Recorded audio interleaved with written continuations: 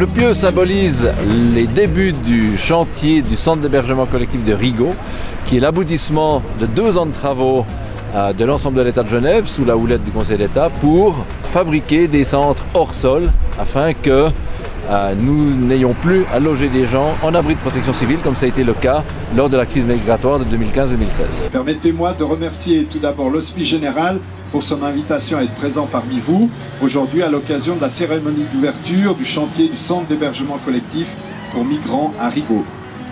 Le phénomène migratoire, mesdames et messieurs, est certainement l'un des défis majeurs que nous devons relever en ce début du XXIe siècle.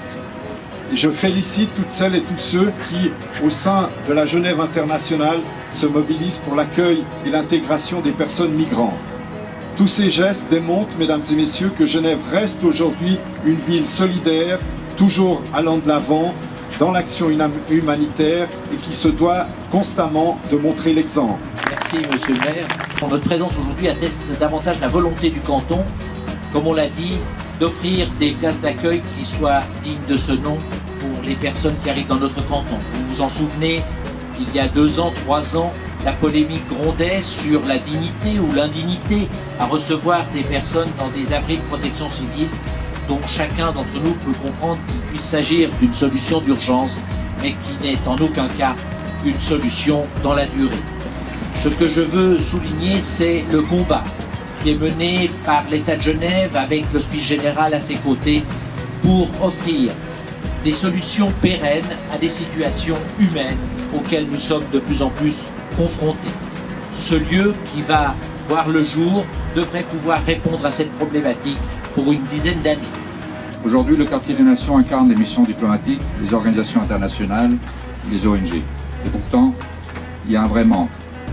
Les victimes qui sont soutenues par cette communauté internationale sont souvent loin, très loin du Quartier des Nations. L'emplacement de ce centre pour réfugiés et migrants est donc un symbole fort, certes de l'engagement de Genève et de la Genève internationale envers les plus démunis de ce monde, mais également le signe que leur voix mérite d'être entendue et leur sort placé au centre des relations internationales et au centre de nos efforts ici à Genève. Cette journée pour nous, HCR, qui sommes les voisins de ce futur centre, est une journée particulièrement spéciale, symbolique, parce que non seulement elle symbolise la volonté de la ville de Genève et de l'Hospice Général d'augmenter et d'améliorer les capacités d'accueil et d'hébergement des personnes qui ont besoin de protection à Genève. Et ça, en soi, c'est un remarquable engagement. Mais c'est très symbolique parce qu'en plus, ce centre prendra vie en face de chez nous et de voir ces personnes habiter en face de chez nous, devenir nos voisins, va nous rappeler, si besoin est, que derrière tous ces chiffres et ces catastrophes et ces conflits lointains, il y a des hommes, des femmes et des enfants qui essayent de reconstruire leur vie. Et je tiens à féliciter tous les bénévoles et tous les autres membres de la société civile qui contribuent à ce projet.